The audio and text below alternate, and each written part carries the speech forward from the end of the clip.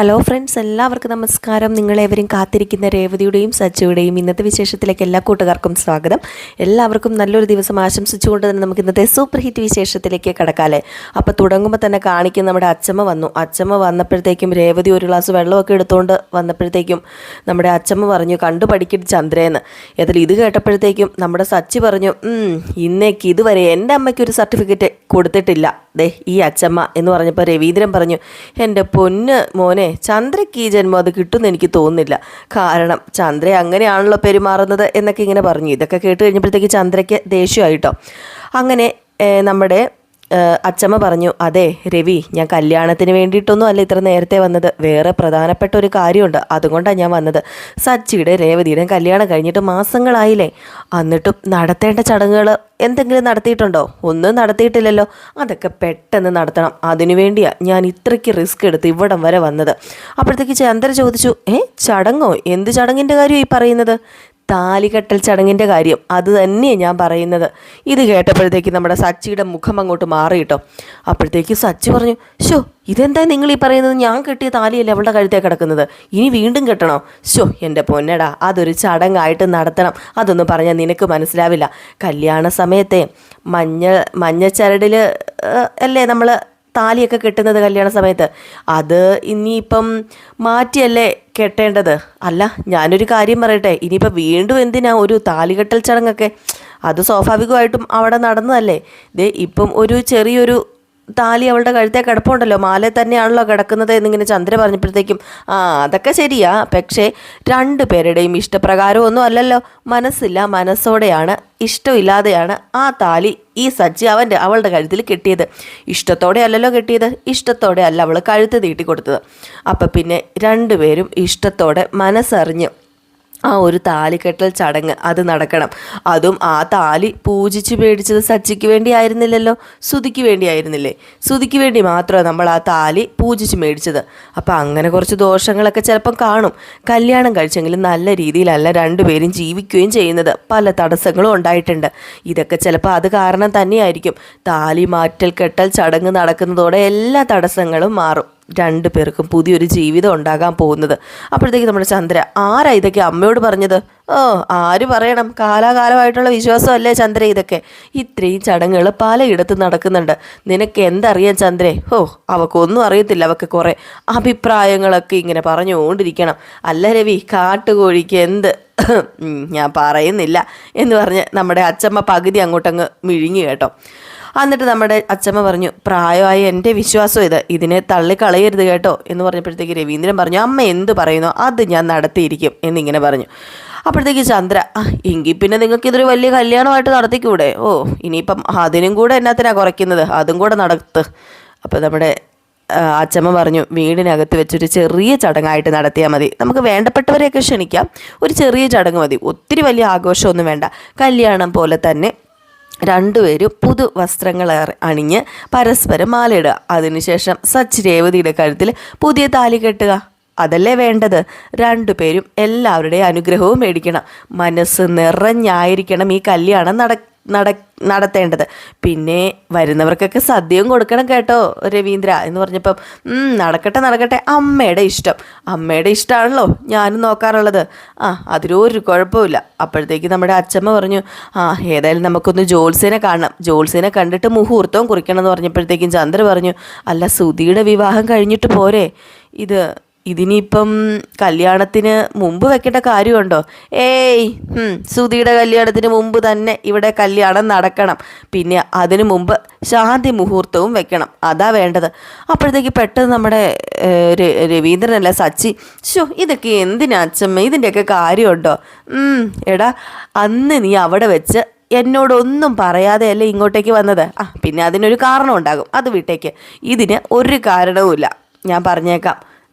ഞാൻ ജോത്സ്യനെ കണ്ട് കുറിക്കുന്ന തീയതിയിൽ ഈ രണ്ട് കാര്യങ്ങളും നടക്കണം, അത് നടന്നിരിക്കണം, അതാ എൻ്റെ ആഗ്രഹം. അപ്പം നമ്മുടെ ചന്ദ്ര പറഞ്ഞു, അല്ലമ്മേ, ഒന്നും കൂടെ ആലോചിച്ചിട്ട് പോരെ? എൻ്റെ പൊന്നു ചന്ദ്ര, നീ മിണ്ടാതിരിക്കുന്നുണ്ടോ? റോഡിൽ കൂടെ പോകുന്നവരെ വിളിച്ച് ചടങ്ങല്ലല്ലോ നടത്തേണ്ടത്. ഇവിടെ നിൻ്റെ മകനും മരുമകളും. നീ എന്തിനാടി ഈ തടസ്സം നിൽക്കുന്നത്? അമ്മ ഞാൻ പറയുന്ന ഒന്ന് കേക്ക്. ദേ നീ പറയുന്നത് കേൾക്കാനല്ല ഞാൻ വന്നത്. ഞാൻ പറയുന്നത് നീ കേട്ടാൽ മതി. അതിനാ ഞാൻ ഇങ്ങോട്ട് വന്നിരിക്കുന്നത്. ഞാനെടുത്ത ഈ തീരുമാനത്തിന് യാതൊരു മാറ്റവും ഉണ്ടാകാൻ പോകുന്നില്ല. രേവതി ഈ വീട്ടിലെ മഹാലക്ഷ്മിയാ, അല്ലാതെ രാശിയില്ലാത്തവളൊന്നും അല്ല. അതോട് ഞാൻ ഓർമ്മിപ്പിച്ചേക്കാം. പലർക്കും പല അഭിപ്രായങ്ങളും കാണും ഇവിടെ. ആ അഭിപ്രായങ്ങളൊക്കെ മടക്കി കെട്ടി പൂട്ടി മനസ്സിൽ വെച്ചാൽ മതി. ദേ ഈ വീടിൻ്റെ എല്ലാമാണ് ഇവള്. ദേ ഇവൻ്റെയും ഇവളുടെയും നല്ല ജീവിതത്തിന് വേണ്ടിയാ ഈ ചടങ്ങുകളൊക്കെ ഞാൻ നടത്താൻ പോകുന്നത്. അതിനാര് തടസ്സം നിന്നാലും ഞാൻ നടത്തിയിരിക്കും. ഈ കലാവധി ഒരു തീരുമാനം മനസ്സിൽ വിചാരിച്ചിട്ടുണ്ടെങ്കിൽ അത് നടത്തും. അപ്പോഴത്തേക്കും നമ്മുടെ സച്ചി പറഞ്ഞു, ഓ എന്തെങ്കിലും ചെയ്യേ, ഞാൻ എതിർക്കുന്നില്ല. ഏതമ്പലത്തിൽ പോയാലും ചടങ്ങ്, ഇപ്പം ദേ വീട്ടിലും ചടങ്ങ്. എൻ്റെ അച്ഛമ്മയല്ലേ, ഞാനങ്ങ് ക്ഷമിച്ചു, സഹിച്ചു, അത്ര മാത്രമേ ഉള്ളൂ എന്നൊക്കെ പറഞ്ഞിട്ട് നമ്മുടെ സച്ചി പറഞ്ഞു, ഏതായാലും രേവതി ഞാൻ പോവുക രേവതി, ഏതായാലും ഞാൻ ഇനി ഇവിടെ നിൽക്കുന്നില്ല എന്ന് പറഞ്ഞപ്പോഴത്തേക്കും നമ്മുടെ അച്ചമ്മ ഒന്ന് അത് ശ്രദ്ധിച്ചിട്ട് രവിയോട് പറഞ്ഞു, ദേ രവീന്ദ്ര, കണ്ടില്ലേ ഇപ്പം എവിടെ പോയാലും രേവതിയോട് പറഞ്ഞിട്ടേ പോകത്തുള്ളൂ. കൊള്ളാം എന്ന് പറഞ്ഞപ്പോഴത്തേക്കും നമ്മുടെ രവീന്ദ്രൻ പറഞ്ഞു, ഇപ്പം അങ്ങനെയാ അച്ചമ്മ, ഇപ്പം അങ്ങനെയാ അമ്മയെന്ന് പറഞ്ഞു. എന്നിട്ട് നമ്മുടെ സച്ചി അങ്ങ് പോയി കേട്ടോ. അത് കഴിഞ്ഞപ്പോഴത്തേക്കും നമ്മുടെ അച്ഛമ്മ പറഞ്ഞു, ചന്ദ്രേ നീ ഒരു കാര്യം ചെയ്യ, എനിക്ക് ഇച്ചിരി ചായ കുടിക്കണം. അതുകൊണ്ട് നീ നല്ലൊരു ചായ എടുത്തോട്ട് വാ. അന്ന് അവിടെ വന്നപ്പം ഉണ്ടാക്കി തന്നില്ലേ ചായ, അതുപോലെ ആയിരിക്കണം, നല്ല ചിരിച്ച് വേണം നീ ചായ കൊണ്ട് തരാൻ എന്നിങ്ങനെ പറഞ്ഞു. അപ്പോഴത്തേക്ക് നമ്മുടെ രേവതി പറഞ്ഞു, അല്ല അച്ഛമ്മ ഞാൻ ചായ എടുക്കാം. വേണ്ട, എനിക്ക് ഇതിനോട് കുറച്ച് കാര്യങ്ങളൊക്കെ സംസാരിക്കാനുണ്ട്, നമുക്ക് കുറച്ച് കാര്യങ്ങളൊക്കെ പ്ലാൻ ചെയ്യണം, ബാമോളെ എന്ന് പറഞ്ഞ് വിളിച്ചുകൊണ്ട് പോയി. നമ്മുടെ ചന്ദ്ര കാലി തുള്ളി നിൽക്കുക. അപ്പോഴത്തേക്ക് രവീന്ദ്രൻ അവിടെ ഉണ്ടല്ലോ. രവീന്ദ്രൻ പറഞ്ഞു, ചന്ദ്ര ഏതായാലും ഒരു ചായ എടുക്കല്ലേ, എന്നാൽ പിന്നെ എനിക്കും ഒരു കടുപ്പം കൂട്ടി എടുത്തോന്ന് പറഞ്ഞു. അപ്പോഴത്തേക്കും നമ്മുടെ ചന്ദ്രയ്ക്ക് കലി വന്നിട്ട് ദേഷ്യം വന്ന് തുള്ളി പിടിച്ച് അടുക്കളയിലേക്ക് അങ്ങ് പോയിട്ടോ. ഇത് കഴിഞ്ഞ് പിന്നെ കാണിക്കുന്നത് നമ്മുടെ അച്ചമ്മേനെയും രേവതിനെയും. അങ്ങനെ ഇവർ തമ്മിൽ സംസാരിച്ചുകൊണ്ടിരിക്കുകയാണ്. അങ്ങനെ അച്ചമ്മ പറഞ്ഞു, മോളുടെ വിഷമം കണ്ടപ്പോൾ എനിക്ക് ഒത്തിരി സങ്കടമായി എന്നിങ്ങനെ പറഞ്ഞപ്പോഴത്തേക്കും, അയ്യോ അച്ചമ്മേ, ഞാൻ കുറ്റമായിട്ടൊന്നും പറഞ്ഞതല്ല കേട്ടോ. അച്ചമ്മ എന്നെ സമാധാനിപ്പിക്കാനായിട്ടാണോ ഇത്ര പെട്ടെന്ന് ഇങ്ങോട്ട് വന്നത്? അത് ഞാൻ കരുതിയില്ല, ഞാൻ കുറ്റമായിട്ട് പറഞ്ഞതുമല്ല. പിന്നെ എനിക്കെന്തോ ഒരുപാട് വിഷമം തോന്നി, അതുകൊണ്ടാണ് ഞാൻ അച്ചമ്മയോട് അതൊക്കെ പറഞ്ഞത്. പിന്നെ എൻ്റെ അച്ഛനും അമ്മയും എന്നെ എങ്ങനെ കാണുന്നോ അതുപോലെയാണ് എൻ്റെ അച്ചമ്മ കാണുന്നത്. അതുകൊണ്ടാണ് ഞാൻ അച്ചമ്മേനെ വിളിച്ച് പറഞ്ഞത്. എൻ്റെ അമ്മേനെ വിളിച്ച് പറഞ്ഞാൽ അത് ഭയങ്കര സങ്കടമായിരിക്കും. അതായിരിക്കും. ദേ മോള് സമാധാനമായിട്ടിരിക്കുക, ഈ സങ്കടങ്ങളൊക്കെ മാറും, മോള് സന്തോഷമായിട്ടിരിക്കും. ഈ താലികെട്ടൽ ചടങ്ങൊന്ന് കഴിഞ്ഞോട്ടെ, ശാന്തി മുഹൂർത്തവും കഴിയുന്നതോടെ നീയും സച്ചിയും കൂടുതലെടുക്കും. അവനെ മോളോടുള്ള സ്നേഹം കൂടും. ദേ ഇപ്പോഴുള്ള ജീവിതമൊന്നും ആയിരിക്കില്ല, ദേ നല്ലൊരു ജീവിതം തന്നെയായിരിക്കും മോക്ക് കിട്ടാൻ പോകുന്നത്. അല്ലച്ചമ്മേ, ഇപ്പം വേണോ ഈ ചടങ്ങൊക്കെ? അമ്മ പറഞ്ഞതുപോലെ അദ്ദേഹത്തിൻ്റെ ഏട്ടൻ്റെയും ശ്രുതിയുടെയും വിവാഹം കഴിഞ്ഞിട്ട് പോരെ ഈ കല്യാണം? വേണ്ട, ദേ കല്യാണം കഴിഞ്ഞാലേ അവൾ ഒരിക്കലും സമ്മതിക്കില്ല ഇതിന്. അവളുടെ മനസ്സ് എനിക്ക് നന്നായിട്ട് അറിയാം. വിഷം നിറച്ച വിഷവിത്ത അവള്. നീ ഇപ്പോഴല്ലേ അവളെ കാണുന്നത്, ഇതൊന്നുമല്ല, ഒരു വലിയ ബോംബ് അവളുടെ മനസ്സിൽ ഒളിഞ്ഞിരിപ്പുണ്ട്. അതുകൊണ്ട് ഈ വിവാഹത്തിന് മുമ്പ് തന്നെ ഈ ചടങ്ങ് നടത്തണം. പിന്നെ അവൾ വിചാരിച്ചതൊക്കെ നടത്തണമെന്നൊരു വാശിയുണ്ട് അവൾക്ക്. അത് ഈ കലാവധിയുടെ അടുത്ത് നടക്കില്ല. അല്ല അച്ചമ്മേ, ഒത്തിരി കാശ് ചിലവാവില്ലേ ഈ വിവാഹത്തിനൊക്കെ? എന്തിനാ ഈ ആവശ്യമില്ലാത്ത ചിലവൊക്കെ? എന്ത് ചിലവാ മോളെ? ഒരു ചിലവുമില്ല, അത്ര ചിലവൊന്നും വരില്ല. ഇനിയിപ്പം ഇച്ചിരി ചിലവ് വന്നാലും അതെനിക്കൊരു പ്രശ്നമേ അല്ല. നിങ്ങളുടെ നല്ലതിന് വേണ്ടിയല്ലേ ഈ ചടങ്ങ്, അത് ഞാൻ നടത്തിയിരിക്കും. അത് ഈ കലാവധി വിചാരിച്ചതാ. ഈ കലാവധി വിചാരിച്ചാൽ അത് നടക്കും. പിന്നെ നിൻ്റെ അച്ഛമ്മയല്ല കേട്ടോ, ഞാൻ നിൻ്റെ അമ്മയാ. അതുകൊണ്ട് ഞാനിത് നടത്തുമെന്ന് പറഞ്ഞാൽ നടത്തിയിരിക്കും. അല്ല അച്ഛമ്മേ, ഞങ്ങൾ ഒന്നുമില്ലാത്തവളാ.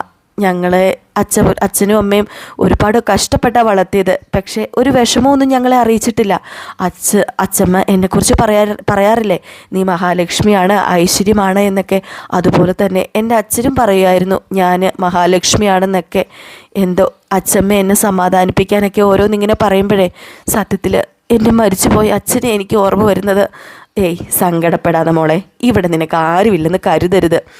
നിനക്ക് ഞാനുണ്ടല്ലോ, പിന്നെ എന്തിനാ മോളെ വിഷമിക്കുന്നത്? മരിക്കുന്നത് വരെ ഞാൻ നിൻ്റെ കൂടെ ഉണ്ടാവും. അയ്യോ അച്ഛമ്മ, മരിക്കുന്നതിനെ കുറിച്ചൊന്നും പറയരുത് അച്ഛമ്മേ, അതൊന്നും എനിക്ക് ചിന്തിക്കാൻ വയ്യ. മോളെ, കൂടുതൽ കാലം ജീവിച്ചിരിക്കണമെന്നൊന്നും എനിക്ക് ആഗ്രഹമില്ല മോളെ. ജീവിച്ചിരിക്കുന്ന കാലം നീയും സച്ചിയും നന്നായിട്ട് ജീവിക്കുന്നത് ഈ അച്ഛമ്മയ്ക്ക് കാണണം. ആ ആഗ്രഹം മാത്രമേ ഉള്ളൂ ഈ അച്ഛമ്മയ്ക്ക്. ഈ ചടങ്ങൊന്ന് കഴിയട്ടെ. ഞാൻ ആഗ്രഹിക്കുന്ന ഒരു ജീവിതം അത് നിങ്ങൾക്കുണ്ടാകും, അത് തീർച്ചയാ. എന്നാലും അച്ഛമ്മയുടെ കയ്യിൽ നിന്ന് കുറേ കാശൊക്കെ ചിലവാകുമെന്ന് ഓർക്കുമ്പം എന്തോ ഒരു സങ്കടം. അച്ഛമ്മയ്ക്കും ജീവിക്കണ്ടേ? എനിക്ക് ജീവിക്കാൻ എന്തിനാ മോളെ ഇത്രയും കാശ്? എനിക്ക് ഭക്ഷണത്തിനുള്ളത് വയലിലും തോട്ടത്തിലും ഒക്കെ വിളയുന്നുണ്ട്. പിന്നെ അടുപ്പിൽ കത്തിക്കാനുള്ള വിറകും തോട്ടത്തിൽ നിന്ന് കിട്ടും. കിണറ്റിൽ വെള്ളവും ഉണ്ട്. കുറച്ച് കാശ് കയ്യിലും ഉണ്ട്. ഇതൊക്കെ പോരെ ഈ കിളവിക്ക് ജീവിക്കാൻ? പിന്നെ എന്താ, ഈ കിളവിക്ക് ഇപ്പം നല്ല സന്തോഷം തന്നെയാണ്. ഇനി അങ്ങോട്ടേക്ക് സന്തോഷത്തോടെ തന്നെ ജീവിക്കും. പിന്നെ നമ്മുടെ ജീവിതം മറ്റുള്ളവരുടെ മുമ്പിൽ ജീവിച്ച് കാണിക്കാനുള്ളതാണെന്നൊക്കെ തോന്നുമ്പോഴാണ് നമുക്ക് കൂടുതൽ പണം ആവശ്യമായിട്ട് വരുന്നത്. അപ്പോൾ പിന്നെ എത്ര കിട്ടിയാലും മതിയാവില്ല. പിന്നെ ആഡംബരം കാണിച്ച് ഉള്ള പണമൊക്കെ തീരും. ജീവിതത്തിൽ സന്തോഷം ഉണ്ടാവുമോ? അതും ഉണ്ടാവില്ല. ഉള്ള കാശുകൊണ്ട് ആഡംബരമൊന്നുമില്ലാതെ ഞാൻ ഈ ചടങ്ങ് നടത്തും. അത് ഈ കലാവതിയുടെ ഒരു ആഗ്രഹമാണ്. പിന്നെ പുതുവസ്ത്രങ്ങളും ആഭരണങ്ങളും ഒക്കെ എടുക്കണം. രണ്ടുപേരും ഒന്നിച്ചു പോയിട്ട് വേണോട്ടോ ഇതെല്ലാം എടുക്കാൻ. ഒന്നിനും ഒരു കുറവും ഉണ്ടാകാൻ പാടില്ല എന്നിങ്ങനെ പറഞ്ഞു. അപ്പോൾ നമ്മുടെ രേവതിക്ക് വലിയ സന്തോഷമായിട്ടോ. രേവതി ഇങ്ങനെ ഇരുന്ന് ചിരിക്കുകയാണ്. അപ്പോഴത്തേക്കും നമ്മുടെ അച്ഛമ്മ പറഞ്ഞു, ഏതായാലും നീയും സച്ചി നന്നായിട്ട് വരുന്ന എനിക്കറിയാം. നിങ്ങളുടെ രണ്ടിൻ്റെ മനസ്സേ നല്ല മനസ്സാണ്. അതുകൊണ്ട് ഒരിക്കലും ദൈവം നിങ്ങളെ രണ്ടാക്കി വെക്കില്ല, ഒന്നാക്കി വെക്കുകയുള്ളൂ എന്ന് പറഞ്ഞു. ഇതേ സമയം ആയിക്കോട്ടെ, നമ്മുടെ സച്ചിനെ കാണിക്കുകയാണ് കേട്ടോ. സച്ചി ആണെങ്കിൽ ഇരുന്ന് ഫുഡ് കഴിക്കുകയാണ്. അപ്പോഴത്തേക്കും പതിയെ നമ്മുടെ സുധി ഇറങ്ങി വരികയാണ് കേട്ടോ. ഒരു പരിങ്ങി ആട്ടോ സുധി ഇറങ്ങി വരുന്നത്. അങ്ങനെ സുധീനെ കണ്ടതും സച്ചി, എന്തു പറ്റി? എന്താ ഒരു മ്ലേച്ഛനത മുഖത്ത്? അല്ല, കണ്ടിട്ട് അങ്ങോട്ട് പിടികിട്ടുന്നില്ല എന്നിങ്ങനെയൊക്കെ പറഞ്ഞു. അപ്പോഴത്തേക്ക് നമ്മുടെ സുധി കാര്യമൊന്നും ആക്കിയില്ല. സുധി പതുക്കെ അവിടെ ആ സെറ്റിയിൽ അങ്ങ് പോയിരുന്നു. അപ്പോഴത്തേക്കും അവിടെ ശ്രീകാന്തും ഭക്ഷണം കഴിക്കുന്നുണ്ട് കേട്ടോ. അപ്പം നമ്മുടെ രേവതി വന്നപ്പോഴത്തേക്ക് സച്ചി പറഞ്ഞു, അതേ രേവതി, എനിക്ക് കുറച്ച് വെള്ളം തരാൻ പറഞ്ഞു. അപ്പോഴത്തേക്ക് ഇപ്പം കൊണ്ടുവരാമെന്ന് പറഞ്ഞ് അങ്ങ് പോയി. അപ്പോഴത്തേക്ക് നമ്മുടെ ശ്രീകാന്തിനോട് പറഞ്ഞു സച്ചി, അല്ല ഈ കുറുമക്കറി നന്നായിട്ടുണ്ടല്ലേ ഇടാ ശ്രീകാന്തേ? സൂപ്പറായിട്ടുണ്ട് എന്ന് പറഞ്ഞപ്പോഴത്തേക്കും ശ്രീകാന്തി ചോദിച്ചു, അല്ല ഏടത്തി ഇത് എവിടുന്ന് പഠിച്ചത്? അമ്മ പറഞ്ഞു തന്നാണോ? അല്ല നല്ല സൂപ്പറായിട്ടുണ്ട്, അതുകൊണ്ട് ഞാൻ ചോദിച്ചതെന്ന് പറഞ്ഞപ്പോഴത്തേക്കും, എൻ്റെ പൊന്നടാ ഒന്ന് പോടാ, അമ്മ പറഞ്ഞു കൊടുത്തത്. അമ്മയ്ക്ക് നാക്കിട്ടടിക്കാനല്ലേ അറിയത്തുള്ളൂ, അമ്മയ്ക്ക് വല്ലതും അറിയാമോ? അല്ല രേവതി, നീ എങ്ങനെയാണ് ഉണ്ടാക്കാൻ പഠിച്ചത് എന്ന് സച്ചി ഇങ്ങനെ ചോദിച്ചപ്പോഴത്തേക്കും, അത് എൻ്റെ അമ്മ പഠിപ്പിച്ചതാന്ന് പറഞ്ഞു. അപ്പോഴത്തേക്കും നമ്മുടെ സച്ചിയും ശ്രീകാന്തും ഒക്കെ നല്ല സന്തോഷത്തോടു കൂടി ഇരുന്ന് ഇങ്ങനെ ഭക്ഷണം കഴിക്കുകയാണ് കേട്ടോ. അങ്ങനെ സച്ചി ചോദിച്ചു, എങ്ങനെയുണ്ടാ നിൻ്റെ ഹോട്ടലും നിൻ്റെ പാചകമൊക്കെ എങ്ങനെ പോകുന്നു? നല്ല സൂപ്പറായിട്ട് പോകുന്നോ എന്ന് ചോദിച്ചപ്പോഴത്തേക്കും, പിന്നെ സൂപ്പറായിട്ട് പോകുന്നു. ഞാനേ വ്യത്യസ്തമായിട്ട് പല രീതിയിലും ആഹാരങ്ങളൊക്കെ ഉണ്ടാക്കാറുണ്ട്, എല്ലാവർക്കും ഇഷ്ടപ്പെടാറുമുണ്ട് എന്ന് പറഞ്ഞപ്പോഴത്തേക്ക് സച്ചി പറഞ്ഞു, രേവതി നമുക്കൊരു ദിവസം ഇവൻ്റെ ഹോട്ടലിൽ പോകണം. എന്നിട്ട് നമുക്ക് ഒരുമിച്ച് പോയി ഭക്ഷണം കഴിച്ചിട്ട് ഒന്ന് നോക്കണം, ഇവൻ ഉണ്ടാക്കുന്നത് നല്ലതാണോ, വായിക്ക് വെച്ച് കഴിക്കാമോ എന്നൊക്കെ നോക്കാമല്ലോ എന്നൊക്കെ ഇങ്ങനെ പറഞ്ഞപ്പോഴത്തേക്കും രേവതി പറഞ്ഞു, അതിനിപ്പോൾ എന്താ, നമുക്ക് പോവാമല്ലോ എന്ന് പറഞ്ഞു. അപ്പോഴത്തേക്ക് നമ്മുടെ രേവതി തന്നെ ചോദിച്ചു, അല്ല എങ്ങനെയാ പുതിയ റെസ്റ്റോറൻറ്റ് തുടങ്ങുന്ന കാര്യം? ഞാൻ ആലോചിക്കുന്നുണ്ട്, കുറച്ച് പൈസയുടെയൊക്കെ ആവശ്യമുണ്ട്. പൈസയൊക്കെ ശരിയായിട്ടുണ്ടെങ്കിൽ ഉറപ്പായിട്ടും ഞാൻ ഉടനെ തന്നെ തുടങ്ങും. ഒരു ലോണിന് അപേക്ഷിച്ചിട്ടുണ്ട് എന്ന് പറഞ്ഞപ്പോഴത്തേക്കും നമ്മുടെ സച്ചി പറഞ്ഞു, അച്ഛൻ്റെ ആ ഒരു പൈസ ഉണ്ടായിരുന്നുവെങ്കിലേ നിനക്ക് ഈ കടമൊന്നും മേടിക്കേണ്ട കാര്യമില്ലായിരുന്നു. അതെങ്ങനെയാ, ഒരു പേരുംകള്ളൻ ആ കാശ് കൊണ്ട് തൊലച്ചില്ലേ, എടുത്തിട്ട് പോയവൻ അത് ഉപകാരപ്പെട്ടുമില്ല, എന്നിട്ട് ഏതോ ഒരു പെണ്ണിൻ്റെ വായിലും കൊണ്ടിട്ട് കൊടുത്തെന്ന് പറഞ്ഞു. ഇതെല്ലാം ഇരുന്ന് നമ്മുടെ സുധി കേൾക്കുകയാണ് കേട്ടോ. സത്യം പറഞ്ഞാൽ സുധിക്ക് കലി വന്നു. എന്നിട്ട് നമ്മുടെ സച്ചു പറഞ്ഞു, കുറേ ദിവസമായി പറയാൻ തുടങ്ങിയിട്ട്, 50 ലക്ഷം തിരിച്ചു തരാമെന്നൊക്കെ പറഞ്ഞിട്ട് ആ നാണം കേട്ടവനൊരു 10 രൂപ പോലും തിരിച്ചു തന്നിട്ടില്ല. അവനെക്കുറിച്ച് തന്നെയാണ് പറയുന്നതെന്ന് അവനറിയാം, എന്നിട്ട് കണ്ടില്ലേ അവൻ ഒന്നും അറിയാത്ത പോലെ ഇരിക്കുന്നത്. എടാ ഉളുപ്പ് വേണോടാ ഉളുപ്പ് എന്നിങ്ങനെ പറഞ്ഞു. ഇതെല്ലാം കേട്ടുകൊണ്ടാട്ടോ നമ്മുടെ സുധി ഇരിക്കുന്നത്. സത്യം പറഞ്ഞാൽ സുധി ഒന്നും മിണ്ടുന്നുമില്ല. അപ്പോൾ ശ്രീകാന്ത് പറഞ്ഞു, ഏട്ടാ മതി ഏട്ടാ, കഴിക്കേട്ടാ, പറഞ്ഞിട്ടൊരു കാര്യമില്ലല്ലോ, കഴിക്കാൻ പറഞ്ഞു. അത് കഴിഞ്ഞപ്പോഴത്തേക്കും നമ്മുടെ ശ്രീകാന്തിന് കുറച്ച് ഭക്ഷണം കൊടുക്കാൻ വേണ്ടി, കഴിക്കുക, നീ ഇച്ചിരി കൂടെ കഴിക്കുമെന്ന് പറഞ്ഞു രേവതി. അപ്പം പറഞ്ഞു ശ്രീകാന്ത് പറഞ്ഞു, എനിക്ക് വേണ്ട, ഞാൻ മതി, നിർത്തി, ഏട്ടന് കൊടുക്കാൻ പറഞ്ഞു. അപ്പോഴത്തേക്കും രേവതി ഞാൻ എടുത്തോണ്ട് വരട്ടെ എന്ന് പറഞ്ഞു ഇങ്ങ് പോയി കേട്ടോ അടുക്കളയിലേക്ക്. അപ്പോഴത്തേക്കും ചന്ദ്ര വന്നിട്ട് പതിയെ നമ്മുടെ സുധി അവിടെ ഇരിക്കുകയാണല്ലോ. എടാ നീ എന്താടാ ഭക്ഷണമൊന്നും കഴിക്കാത്തത്? നീ പോയി ഭക്ഷണം കഴിക്കാൻ പറഞ്ഞു. എന്തിനമ്മ ഇപ്പം ഭക്ഷണം കഴിക്കുന്നത്? ജോലിയില്ലാതെ ഞാൻ എവിടെ പോകാനാ? എടാ പതുക്കെ പറയടാ, ജോലിയില്ലെന്ന് ഇവിടെ ആരും അറിയരുത്. ഇവിടെ അറിഞ്ഞു കഴിഞ്ഞിട്ടുണ്ടെങ്കിൽ ആരും നിനക്കൊരു വില തരില്ല എന്നിങ്ങനെ പറഞ്ഞു. അപ്പോഴത്തേക്കും പിന്നെ ഞാൻ എന്താ ചെയ്യേണ്ടതമ്മേ? സത്യമായിട്ട് എനിക്ക് വിശക്കുന്നുമുണ്ട്. വിശന്നിട്ടാണ് നീ ഇവിടെ ഇരിക്കുന്നത്? ബാടാ ബ്രേക്ക്ഫാസ്റ്റ് കഴിക്കാം എന്നിങ്ങനെ പറഞ്ഞിട്ട് നമ്മുടെ സുധീനെ കുത്തിപ്പൊക്കിക്കൊണ്ട് ചന്ദ്ര വരികയാണ് കേട്ടോ. അങ്ങനെ ചന്ദ്ര കൊണ്ടുവന്ന് ടേബിളിൻ്റെ അവിടെ ഇരുത്തിയിട്ട് നമ്മുടെ ചന്ദ്ര രേവതിനെ വിളിക്കുക. രേവതി, എടി രേവതി എന്ന് വിളിച്ചു. അങ്ങനെ നമ്മുടെ രേവതി പെട്ടെന്ന് വന്നപ്പോഴത്തേക്കും രേവതി ബ്രേക്ക്ഫാസ്റ്റ് കഴിക്കാൻ എന്താ ഇവനെ വിളിക്കാതിരുന്നത് എന്ന് ചോദിച്ചു. അപ്പോൾ സച്ചു പറഞ്ഞു, എന്തിനു വിളിക്കണം? ഇവന് വേണമെങ്കിൽ വന്ന് കഴിക്കത്തില്ലേ? ഇവനെ സ്വീകരിച്ച ഇവിടെ കൊണ്ടുവന്ന് ഇരുത്തിയിട്ട് വിളമ്പി കൊടുത്താൽ ഇവൻ കഴിക്കത്തുള്ളൂ. അല്ല ഇവള് നിങ്ങൾക്ക് തന്നല്ലോ, പിന്നെ സുധിക്ക് കൊടുത്താൽ എന്താ കുഴപ്പം? അതമ്മേ ഞാൻ ശ്രീകാന്തിന് ജോലിക്ക് പോകണം, അതുപോലെ ഇദ്ദേഹത്തിന് ജോലിക്ക് പോകണം, അതുകൊണ്ടാണ് ഞാൻ പെട്ടെന്ന് ഭക്ഷണം കൊടുത്തത്. ഇവർ രണ്ടേം പോലെയല്ല, ഇവനെ നല്ല ജോലിയാ, ഇവന് ഉയർന്ന കമ്പനിയിലെ ഉയർന്ന ഉദ്യോഗസ്ഥനാ, അതുകൊണ്ട് പെട്ടെന്ന് ഭക്ഷണം എടുത്ത് വെക്ക് എന്ന് പറഞ്ഞു. അപ്പോൾ സച്ചി പറഞ്ഞു, അയ്യോ പിന്നെ ഇവൻ ഇവിടുത്തെ കളക്ടറാണല്ലോ, ഇവൻ്റെ സൈൻ കിട്ടാൻ വേണ്ടി ആളുകളൊക്കെ അവിടെ ക്യൂ നിൽക്കുകയാണല്ലോ. ഒന്ന് പോ എൻ്റെ അമ്മേ, ചുമ്മാ ഓരോന്ന് അടിച്ചു വിടാതെ. ഇവനൊക്കെ വിശ്വസിച്ച് ഏത് മണ്ടനാണോ ജോലി കൊടുത്തതെന്ന് എനിക്കറിയത്തില്ലാത്തതെന്ന് പറഞ്ഞു. ഏതായാലും സുധി അവിടെ ഇരിക്കുകയാണ്. അപ്പോഴത്തേക്കും നമ്മുടെ ചന്ദ്ര പറഞ്ഞു, മോനെ നീ അവിടെ ഇരിക്കും, നീ എണീറ്റൊന്നും പോകണ്ട, രേവതി ഇവന് ഇച്ചിരി ബ്രേക്ക്ഫാസ്റ്റ് കൊടുക്കാൻ പറഞ്ഞു. അപ്പോഴത്തേക്കും നമ്മുടെ സച്ചി പറഞ്ഞു, അതെ എൻ്റെ പൊന്നു രേവതി, നീ ഇവന് വേണ്ടി ഒന്നും ചെയ്യേണ്ട കാര്യമില്ല. അത് ഞാൻ പറഞ്ഞിട്ടില്ലേ, ബ്രേക്ക്ഫാസ്റ്റ് വേണമെങ്കിലേ അവൻ്റെ പൊന്നാരെ അമ്മ ഉണ്ടാക്കി കൊടുത്തോളും. അവൻ്റെ അമ്മയുണ്ടല്ലോ, പിന്നെ എന്തിനാ നീ എടുത്തു കൊടുക്കുന്നത്? നീ മര്യാദയ്ക്ക് മാറിപ്പോകാൻ പറഞ്ഞു. അപ്പോഴത്തേക്ക് ശ്രീകാന്ത് പറഞ്ഞു, വേണ്ട ഏട്ടാ, എന്താ ഏട്ടാ ഇത്? നീ അവിടെ മിണ്ടാതിരിക്കുക. ഇവനെ നമുക്ക് 2 പേർക്കും പൈസ തരാനുണ്ട്, ഇവൻ നമുക്ക് വേണ്ടി ജോലി ചെയ്യേണ്ടവനാ. രേവതി നീ ഇവന് പച്ച വെള്ളം പോലും കൊടുക്കരുത് എന്ന് പറഞ്ഞപ്പോൾ ചന്ദ്ര പറഞ്ഞു, വേണ്ട, എൻ്റെ മോന് വേണ്ടി ആരും ഒന്നും ചെയ്യണ്ട, എൻ്റെ മോനെ ഉണ്ടാക്കി കൊടുക്കാനേ എനിക്കറിയാമെന്ന് പറഞ്ഞപ്പോൾ സുധി പറഞ്ഞു, അയ്യോ വേണ്ടമ്മേ, അമ്മ വഴക്കുണ്ടാക്കണ്ട, ഞാൻ പുറത്തുനിന്ന് കഴിച്ചോളാം. ഇരിക്കടാ അവിടെ, ഓഫീസിൽ പോകാൻ സമയമായില്ലേ? അത് പിന്നെ സമയമായെന്ന് എനിക്കറിയാം, നിന്നോട് അവിടെ ഇരിക്കാനാണ് പറഞ്ഞത് എന്നിങ്ങനെ പേടിപ്പിച്ചിട്ട് കണ്ണും കൊണ്ട് ഇങ്ങനെ കാണിച്ചു നമ്മുടെ ചന്ദ്ര. അപ്പോഴത്തേക്കും നമ്മുടെ സുധി പെട്ടെന്ന് അവിടെ ഇരുന്നു കേട്ടോ. അപ്പോഴത്തേക്കും നമ്മുടെ ചന്ദ്ര തന്നെ ഭക്ഷണം വിളമ്പി കൊടുക്കുകയാണ് ചെയ്തത്. പിന്നെ നിവർത്തിയില്ല, നമ്മുടെ രേവതി ഭക്ഷണം വിളമ്പി കൊടുത്തില്ല, എന്നിട്ട് നമ്മുടെ ചന്ദ്ര തന്നെ ഭക്ഷണം വിളമ്പി കൊടുത്തു. അങ്ങനെ നമ്മുടെ രേവതി എടുത്ത ആ ഒരു ഭക്ഷണമാണ് നമ്മുടെ സുധിക്ക് കൊടുക്കാൻ വേണ്ടി എടുത്തത്. അപ്പോഴത്തേക്ക് രേവതി പറഞ്ഞു, അയ്യോ ഇത് അദ്ദേഹത്തിനുള്ള ഭക്ഷണം അമ്മേ. പിന്നെ അദ്ദേഹത്തിനുള്ള ഭക്ഷണം, അവൻ കാർ ഡ്രൈവറല്ലേ, അവൻ പോയാൽ എന്ത് പോയില്ലെങ്കിൽ എന്ത്, ഞാൻ ഏതായാലും ഇതെൻ്റെ മോന് കൊടുക്കട്ടെ എന്ന് പറഞ്ഞ് അടുക്കളയിൽ നിന്ന് ആ ഒരു ബ്രേക്ക്ഫാസ്റ്റ് എടുത്തോണ്ട് വന്ന് നമ്മുടെ സുധിക്ക് കൊടുക്കുകയാണ് കേട്ടോ. അങ്ങനെ നമ്മുടെ സച്ചി സുധീനെ തന്നെ നോക്കി ഇങ്ങനെ ഇരിക്കുകയാണ്. ഏതാണ്ട് ദഹിക്കാത്ത പോലെയാണ് കേട്ടോ നമ്മുടെ സച്ചി നോക്കിയിരിക്കുന്നത്. അങ്ങനെ ഏതായാലും നമ്മുടെ സച്ചി ഭക്ഷണമൊക്കെ കഴിച്ച് കഴിഞ്ഞിട്ട് അവിടെ നിന്ന് എണീറ്റ് പോയിട്ടോ. അപ്പോഴത്തേക്കും ചന്ദ്ര ഇങ്ങനെ വിളമ്പി കൊടുത്തുകൊണ്ടിരിക്കുകയാണ് നമ്മുടെ സുധിക്ക്. ഇത് കഴിഞ്ഞ് ശേഷം കാണിക്കുന്നത് നമ്മുടെ അച്ചമ്മേനെയും അതുപോലെ രവീന്ദ്രനെയാണ്. അങ്ങനെ അച്ചമ്മ ഇങ്ങനെ രവീന്ദ്രനോട് കല്യാണത്തിൻ്റെ കാര്യമൊക്കെ ഇങ്ങനെ പറയുകയാണ് കേട്ടോ. കല്യാണമല്ല, താലിമാറ്റൽ ചടങ്ങിൻ്റെ കാര്യം പറഞ്ഞു. നാളെ തന്നെ അത് നടത്തണം, 11:30-ക്കും 10:30-ക്കും 11:30-ക്കും ഇടയ്ക്ക് ഒരു മുഹൂർത്തം ഉണ്ട് എന്നൊക്കെ പറഞ്ഞു. ഏതായാലും സച്ചി രേവതി അവിടെ നിൽപ്പുണ്ട്. അപ്പോൾ അവർ രണ്ടും ഇതൊക്കെ കേട്ടോണ്ട് അഭിപ്രായം പറഞ്ഞുകൊണ്ടിരുന്നപ്പോൾ ചന്ദ്ര വന്നിട്ട് പറഞ്ഞു, ഇതിൻ്റെയൊക്കെ വല്ല കാര്യമുണ്ടോ, അനാവശ്യ ചിലവല്ലേ ഇതൊക്കെ എന്ന് പറഞ്ഞപ്പോഴത്തേക്കും നമ്മുടെ രവീന്ദ്രൻ പറഞ്ഞു, നിർത്ത്, നിന്നോട് ആരെങ്കിലും ഇവിടെ അഭിപ്രായം ചോദിച്ചോ? ആരും നിന്നോട് ഇവിടെ അഭിപ്രായം ചോദിച്ചില്ലല്ലോ, ഇത് നടത്തണമെന്ന് അമ്മയുടെ ഒരു തീരുമാനമാണ്, അമ്മ അത് നടത്തുക തന്നെ ചെയ്യുമെന്ന് പറഞ്ഞപ്പോൾ എൻ്റെ അഭിപ്രായത്തിൽ ഈ അനാവശ്യ ചിലവൊന്നും വേണ്ടെന്നാ എന്നിങ്ങനെ പറഞ്ഞപ്പോഴത്തേക്കും നമ്മുടെ സച്ചി പറഞ്ഞു, എൻ്റെ അമ്മയുടെ അഭിപ്രായം അതാണെങ്കിലേ എൻ്റെ അഭിപ്രായം അങ്ങനെയല്ല, ഇതേതായാലും ഒരു പെണ്ണിൻ്റെ നല്ലതിന് വേണ്ടിയല്ലേ, ഇവളുടെ നല്ല ജീവിതത്തിന് വേണ്ടിയല്ലേ, അപ്പം പിന്നെ ഇതെങ്ങനെയാണെങ്കിലും ഈ സച്ചി അത് നടത്തിയിരിക്കും.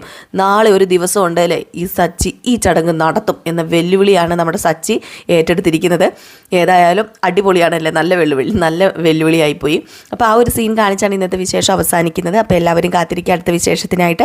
അടിപൊളി വിശേഷം തന്നെയാണ് കേട്ടോ. അപ്പോൾ മിസ് ചെയ്ത് കളയാതെ എല്ലാവരും കാണണേ. പിന്നെ നമ്മുടെ പുതിയ ചാനലിൻ്റെ ലിങ്ക് കമ്മ്യൂണിറ്റി കൊടുത്തിട്ടുണ്ട്, അതുകൂടി ഒന്ന് പോയി സബ്സ്ക്രൈബ് ചെയ്ത് വെക്കണം. അപ്പോൾ അടുത്ത വിശേഷമായിട്ട് കാണുന്നവരെ എല്ലാവർക്കും ടാറ്റാ, ബൈ ബൈ.